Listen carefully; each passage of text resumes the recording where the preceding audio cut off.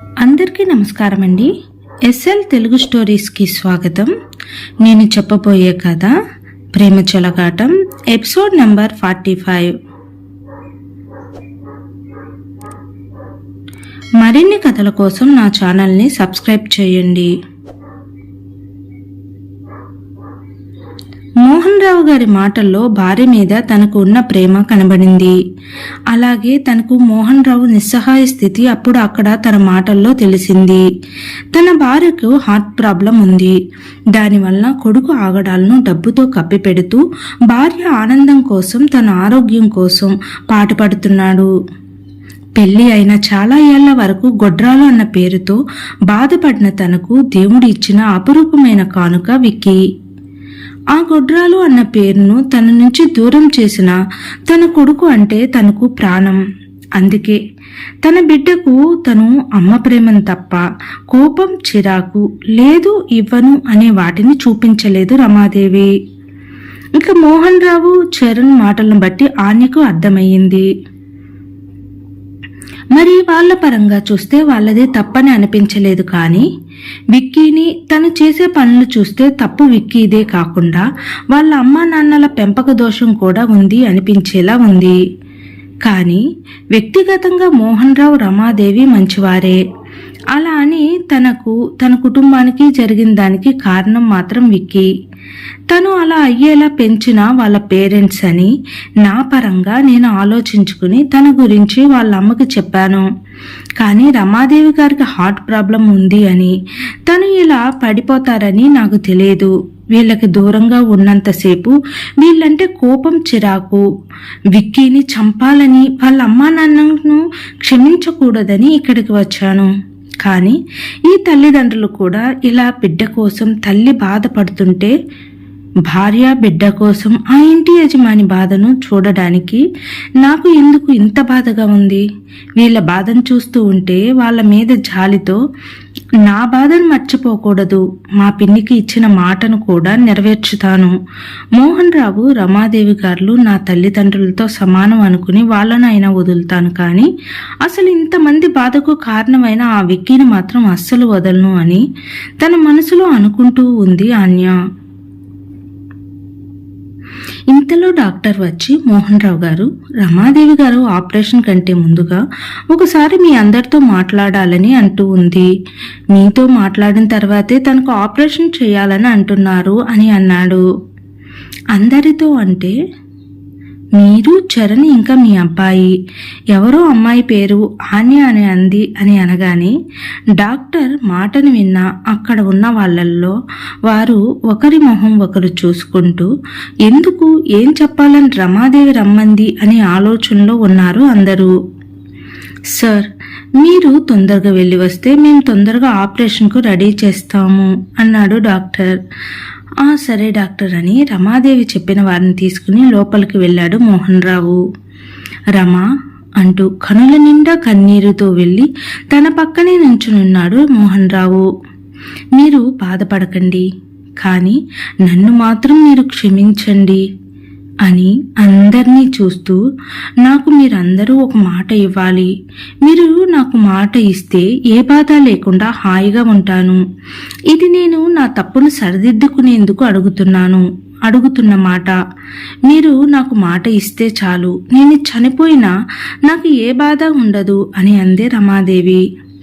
అమ్మా, నువ్వు చనిపోయినా అని అంటున్నావేమిటి అని అన్నాడు విక్కీ.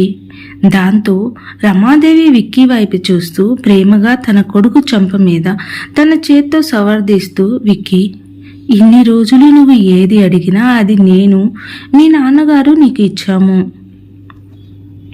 కానీ ఇప్పుడు మాత్రం నేను ఒకే ఒక్క మాట అడుగుతాను.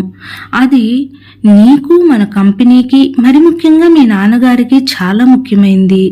మీ నాన్నగారు ఏది తన కోసం కావాలని కోరుకోలేదు విక్కీ. తన జీవితం అంతా ఈ కంపెనీ ఇంకా మన ఇద్దరి కోసమే బ్రతికారు. నేను ఇప్పుడు నీ దగ్గర నుంచి తీసుకునే మాట ఎప్పటికీ గుర్తు ఉంచుకుని దాన్ని పాటించు అని విక్కీ చేతిని తీసుకుని ఆన్య వైపు చూస్తూ ఆన్య చేతిని పట్టుకొని ఆన్య చేతిలో విక్కీ చెయ్యి పెట్టి, ఆన్య నీకు ఇష్టమో లేదో కూడా నేను అడగను. ఎందుకంటే నీకు ఇష్టం లేదు అని అంటే నా కుటుంబం అంతం అయిపోతుంది. నువ్వు అయితే మాత్రమే విక్కీని మా కంపెనీ సరైన దారిలో పెట్టి చూడగలవు. ఇంకా కంపెనీలో ఉన్న ఉద్యోగుల కడుపు నింపగలవు. ఈయన ఆరోగ్యం కూడా ఈ మధ్య అంతంత మాత్రంగానే ఉంటుంది. నా కోసం ఇది నా చివరి కోరికగా తీసుకుని నువ్వు మా విక్కీని పెళ్లి చేసుకుని మా కంపెనీని నా కొడుకుని మార్చుకుని సరైన దారిలో ఉంచగలవనే నమ్మకంతో అడుగుతున్నాను. మా నాన్నగారు నన్ను ఈ కంపెనీని ఈయన చేతికి అప్పగించి చనిపోయారు. అలాగే ఇప్పుడు నేను కూడా నా కొడుకు విక్కీని కంపెనీని నీ చేతిలో పెడుతున్నాను అని రమాదేవి అంటూ ఉండగా, మేడం నేను అంటూ చరణ్ వైపు చూసింది ఆన్య. చరణ్ చెప్పవద్దని తన తలను అడ్డంగా ఊపాడు. ఇక ఆన్య ఏమీ మాట్లాడకుండా మౌనంగా రమాదేవి వైపు చూస్తూ ఉంది. మమ్మీ, నేను ఈ ఆన్యని పెళ్లి చేసుకోవడం ఏమిటి అని కోపంగా అన్నాడు విక్కీ.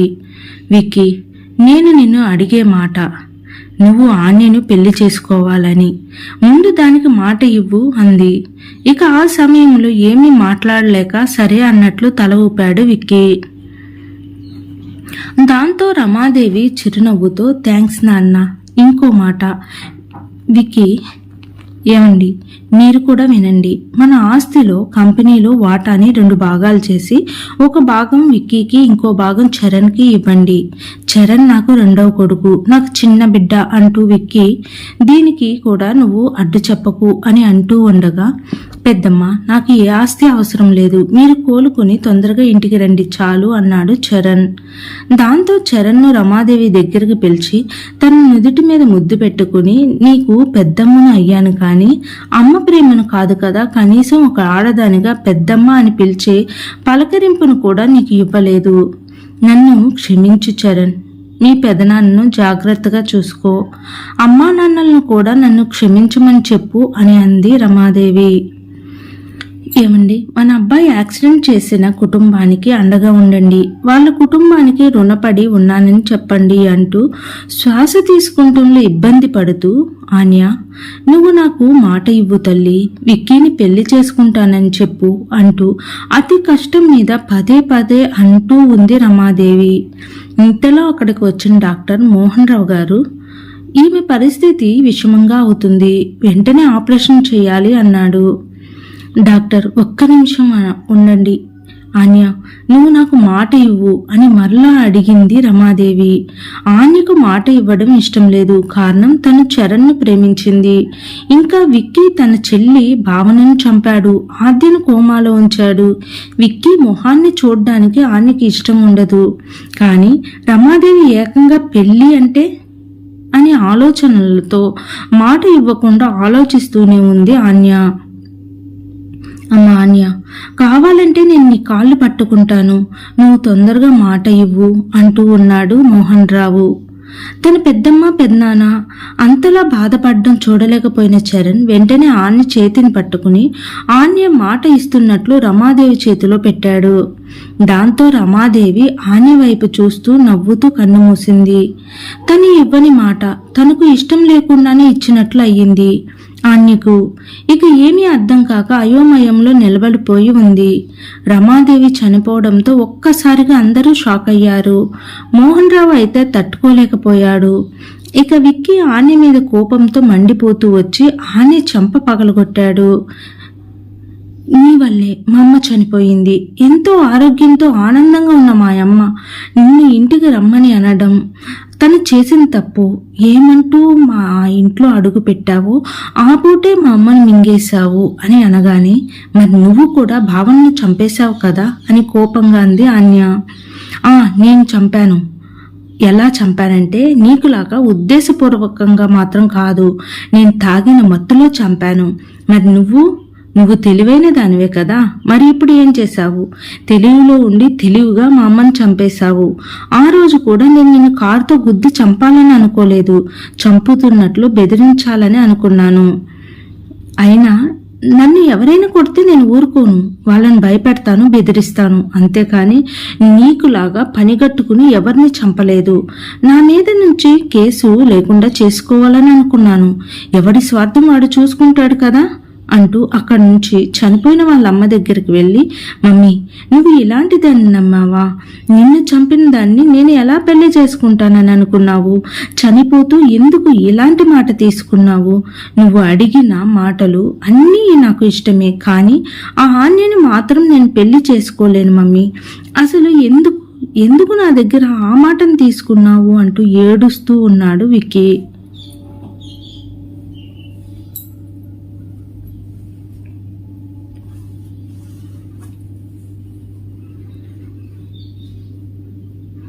విక్కీ ఆన్యల పెళ్లి జరుగుతుందా?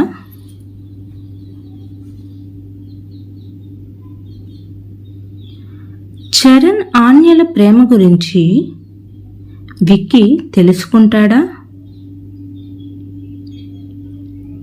ఇక ఇదంతా మనం తరువాయి భాగంలో చూద్దాము. నా కథ నచ్చినట్లయితే దయచేసి సబ్స్క్రైబ్ చేసి లైక్ చేసి షేర్ చేయండి. Thank you.